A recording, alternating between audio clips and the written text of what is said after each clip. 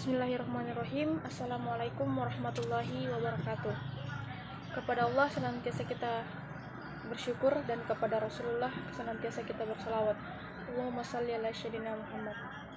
Baiklah, perkenalkan, nama saya Andi Nabila Nugra dan rekan saya atas nama Al-Justif. Kami dari kelompok 9 yang akan memaparkan materi yang berjudul Baitul Mal wa Ta'mil atau biasa disebut dengan BMT.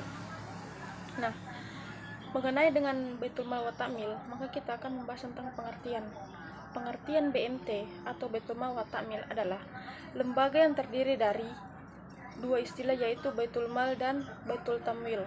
Baitul lebih mengarah kepada usaha-usaha pengumpulan dan penyaluran dana yang non-profit seperti zakat, infak, dan sedekah. Sedangkan Baitul Tamwil sebagai usaha pengumpulan dan penyaluran dana komersial. Nah, usaha-usaha tersebut menjadi bagian yang tidak terpisahkan dari BMT sebagai lembaga kependudukan, sebagai lembaga pendukung kegiatan ekonomi masyarakat, ekonomi kecil dengan berlandaskan Islam. Lembaga ini didirikan dengan maksud untuk memfasilitasi masyarakat bahwa yang tidak terjangkau oleh pelayanan Bank Islam atau DPR Islam. Selanjutnya itu Baitul Mal wa Ta'mil atau balai usaha mandiri terpadu, juga biasa diartikan sebagai lembaga keuangan mikro yang dioperasikan sebagai prinsip bagi hasil, penumbuhan, perkembangan derajat dan martabat, serta membela kepentingan kaum kafir miskin. Ditumbuhkan atas prakarsa dan modal awal dari tokoh-tokoh masyarakat setempat dengan berlandaskan sistem ekonomi yang salam. Untuk selanjutnya yaitu fungsi BMT. Yang pertama yaitu menghimpun dana, menyalur dana dengan cara menyimpan uang di BMT. Uang tersebut dapat ditinggalkan di utilitasnya sehingga timbul unit surplus atau pihak yang memiliki dana berlebih dan unit defisit pihak yang kekurangan dana. Yang selanjutnya yaitu pencipta dan pemberi likuiditas, dapat menciptakan alat pembayaran yang sah, mampu memberikan kemampuan untuk memenuhi kewajiban suatu lembaga atau perorangan. Yang ketiga yaitu sumber pendapatan.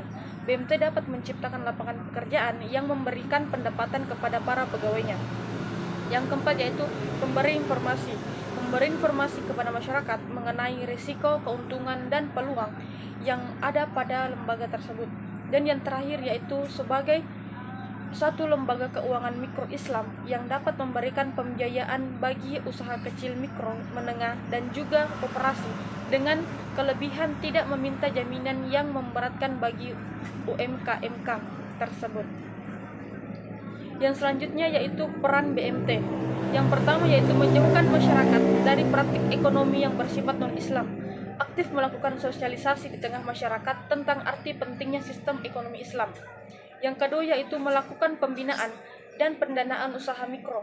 BMT harus bersikap aktif melaksanakan fungsi sebagai lembaga keuangan mikro, misalnya dengan jalan berdampingan, pembinaan, penyuluhan, dan pengurangan terhadap usaha-usaha nabah.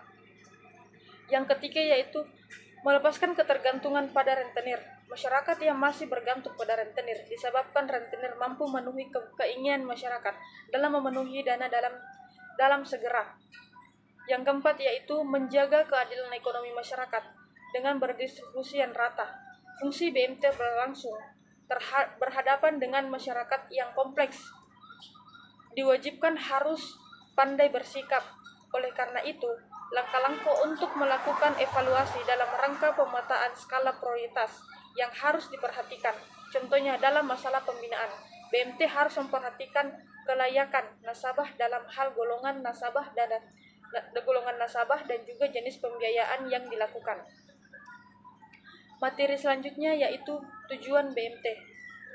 Yang pertama mengidentifikasi, memobilisasi, mengorganisasi, mendorong dan mengembangkan potensi ekonomi anggota, kelompok anggota muamalat serta daerah kerjanya.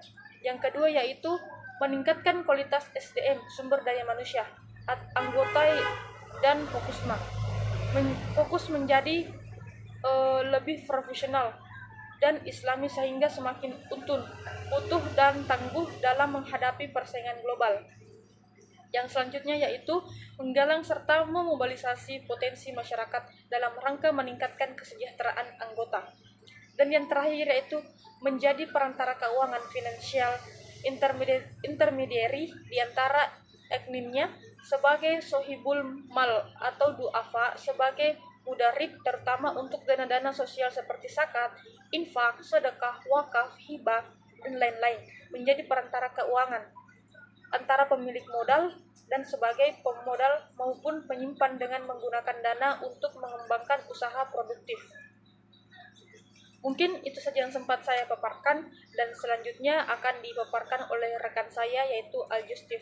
Saya akhiri dengan ucapan Assalamualaikum warahmatullahi wabarakatuh. Selanjutnya, dasar hukum BMT. Secara yuridis, lembaga keuangan mikro dapat digolongkan menjadi dua, yaitu lembaga keuangan mikro formal dan informal. Lembaga keuangan mikro formal adalah lembaga yang memiliki landasan hukum dan legitimasi dari instansi yang berwenang sebagaimana diatur dalam peraturan perundang-undangan yang ada, seperti koperasi dengan segala variannya, seperti koperasi simpan pinjam, koperasi jasa, dan koperasi jasa keuangan syariah.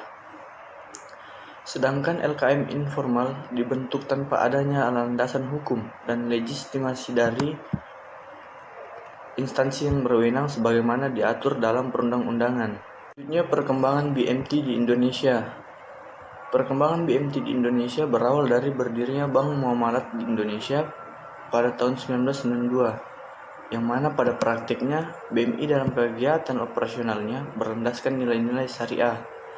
Setelah berdirinya BMI, timbul peluang untuk mendirikan bank-bank yang berprinsip syariah.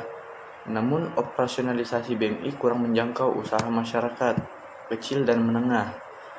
Maka muncul usaha mendirikan bank dan lembaga keuangan mikro seperti Bank Pembiayaan Rakyat Syariah dan BMT yang bertujuan untuk mengatasi hambatan operasionalisasi di daerah.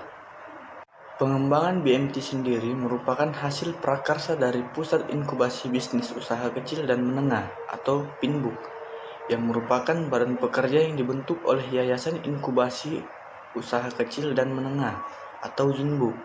YINBUK sendiri dibentuk oleh Ketua Umum Majelis Ulama Indonesia, Ketua Umum Ikatan Cendekiawan Muslim se-Indonesia, dan Direktur Utama Bank Muamalat Indonesia atau BMI.